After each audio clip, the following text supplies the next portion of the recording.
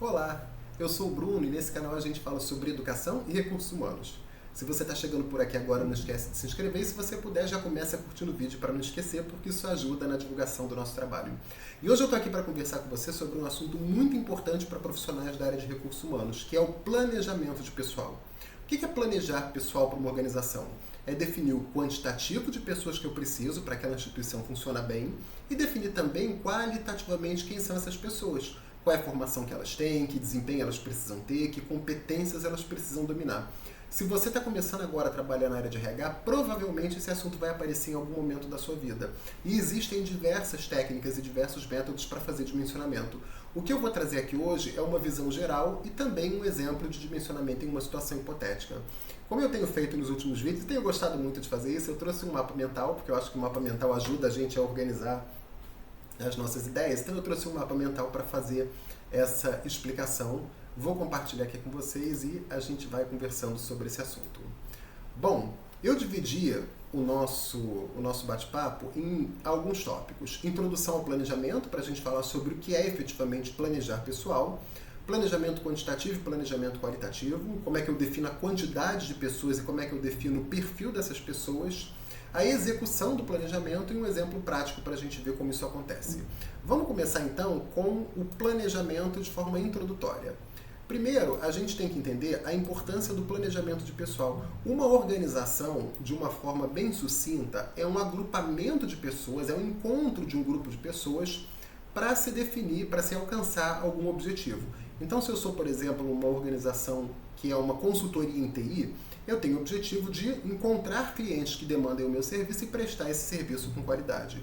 Então, organizar, montar uma organização é encontrar pessoas em quantidade e com as competências necessárias para se produzir alguma coisa ou para se prestar algum serviço. Deve ter percebido, pela minha fala inicial, que eu tenho que ter uma relação direta entre o planejamento de pessoal e a estratégia da empresa. Qual é a minha estratégia? Eu sou uma padaria que vai produzir e vender pão. Eu sou uma consultoria que, na verdade, está vendendo o seu conhecimento, a sua expertise. Então é importante considerar que o planejamento de pessoal deve ter claro qual é a estratégia da organização e tem que entender também que quando a gente planeja pessoas, a gente está impactando na competitividade. Por exemplo, você já deve ter ido a um restaurante, sentado na mesa e ficado ali algumas horas para ser atendido, ou minutos, ou mais tempo do que você gostaria. Isso significa que aquela organização planejou de forma equivocada o seu quantitativo de pessoal e isso se reflete na qualidade do serviço prestado e, é claro, reduzindo nesse exemplo a competitividade. Vamos falar do planejamento quantitativo, ou seja, como é que eu sei quantas pessoas eu preciso para a minha organização funcionar. Aí a gente tem 3 passos para serem seguidos. O primeiro passo, deixa eu só arrumar aqui para ficar mais bonitinho para vocês. O primeiro passo é a análise da demanda. Ou seja, o que eu preciso? Qual é o meu volume de produção? Quais são as jornadas de trabalho com as quais eu vou atuar? Eu posso ter jornadas de trabalho, por exemplo, de 20 horas, 40 horas. Professores, é muito comum eles atuarem 20 horas, 30 horas e por aí vai. A partir da análise da demanda, eu tenho que verificar quais são as necessidades futuras que a minha organização vai ter. É uma organização que vai passar por expansão? Ou seja, que tem a intenção de aumentar o número de produtos que são produzidos ou de serviços que são prestados? Há novos projetos em andamento ou eu vou trabalhar somente com aqueles que eu já desenvolvo agora? Existem mudanças tecnológicas que vão ser implementadas e essas mudanças podem eventualmente reduzir a necessidade pessoal? Muitas vezes eu posso automatizar algum processo de trabalho e isso acaba reduzindo a minha demanda por pessoas. E é claro, eu tenho que considerar o turnover, a rotatividade de pessoas. Eu sou uma organização na qual as pessoas entram e saem com alta frequência ou as pessoas entram e ficam 5 anos, 10 anos, 15 anos aqui. E claro, as aposentadorias. Eu tenho pessoas que estão próximas de solicitar sua aposentadoria, o que implica a necessidade de trazer mais pessoas. Então são pontos que eu tenho que olhar na necessidade futura. E é claro, fazer efetivamente o dimensionamento. Dimensionar a força de trabalho é definir qual é o cálculo de necessidades que eu terei de pessoas a curto, médio e longo prazo. Eu posso ter um número definido para agora, para esse momento, mas que eu sei que vai aumentar ou diminuir no futuro. Vai aumentar se eu estiver fazendo um planejamento de expansão das minhas atividades e vai reduzir se eu estiver incorporando novas tecnologias, automatizando alguns processos ou mesmo optando por reduzir o escopo do meu trabalho ou o público que eu vou atender. Vamos falar então de como fazer o planejamento qualitativo. O planejamento qualitativo, ele se resume em entender qual é o perfil de pessoas que eu preciso para trabalhar na minha organização. E a gente tem 3 etapas que são importantes aí. Primeiro, o mapeamento de competências. Quais são as competências demandadas pela minha organização para ela entregar o produto ou serviço que ela se propõe a fazer. A identificação de lacunas, o quanto a minha organização atual está distante daquelas competências que eu mapeei. E, claro, o treinamento e desenvolvimento, porque eu preciso investir naquelas pessoas que já estão na minha organização para que elas tenham as competências que eu preciso. Sobre o mapeamento de competências.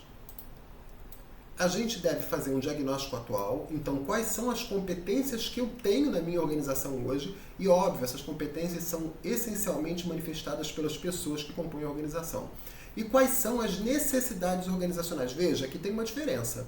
Uma coisa é o que eu tenho hoje na minha instituição, outra é o que eu terei ou o que eu tenho de necessidade. Por exemplo, hoje eu posso não ter profissionais de TI habilitados para trabalharem com inteligência artificial, para desenvolverem modelos de inteligência artificial. Mas eu sei que eu terei essa necessidade em médio ou longo prazo. Então eu faço esse mapeamento identificando o que eu tenho e o que eu preciso. Depois que eu sei o que eu tenho e o que eu preciso, eu vou identificar as lacunas. E aí essa identificação de lacunas vai me gerar a definição de perfis, além de me mostrar as competências que eu tenho hoje e os desafios que eu tenho para o futuro. E veja, essa é uma etapa fundamental para a definição de perfil. Conhecer as pessoas que eu tenho hoje e saber o que eu preciso no futuro me favorece na identificação daqueles aspectos que precisam ser preenchidos. E, claro, as atividades de treinamento e desenvolvimento que vão desenvolver as pessoas que eu já tenho naquelas competências que eu ainda não encontrei na minha organização. Treinar e desenvolver nesse sentido significa qualificar os meus empregados e promover ações de gestão do conhecimento. O que é uma ação de gestão do conhecimento? É uma ação ou um conjunto de ações que vão garantir que aquele conhecimento relevante para a minha organização permaneça dentro dela. E existem diversas estratégias para se fazer uma gestão do conhecimento. Se você tiver interesse em conhecer melhor esse aspecto, você deixa registrado aqui no comentário que depois eu posso gravar um vídeo específico sobre gestão do conhecimento. E vamos seguir. Eu trouxe aqui um exemplo, vou mostrar o exemplo em seguida, mas como é que a gente executa o dimensionamento de pessoal depois que eu tenho ele todo pronto.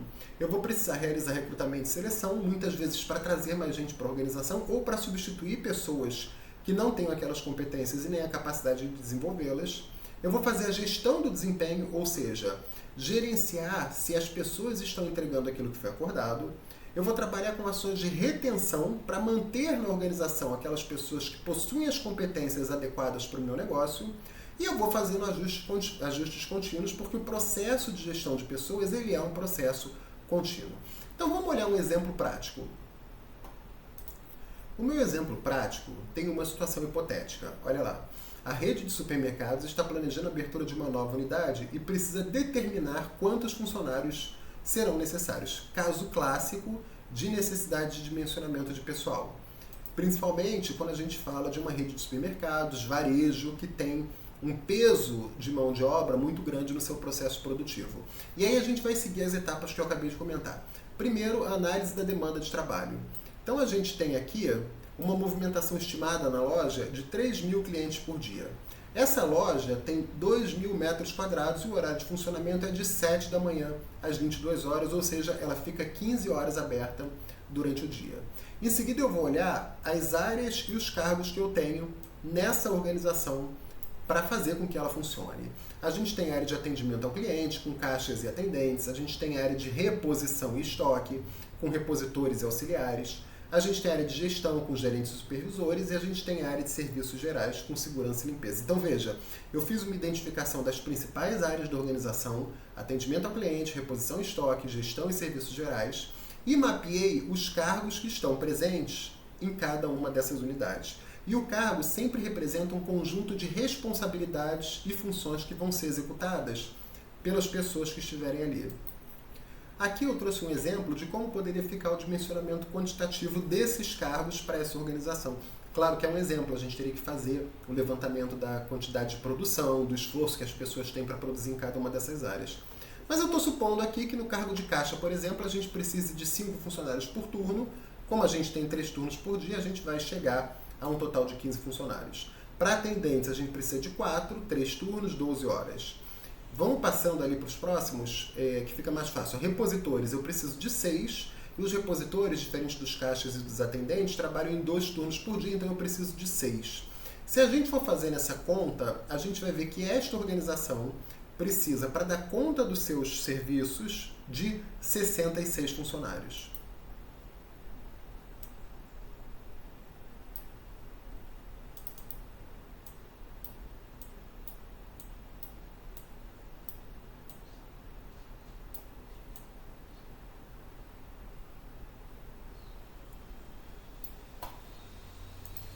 Mas é claro, não basta saber o que essa organização precisa neste momento, eu tenho que olhar para o futuro.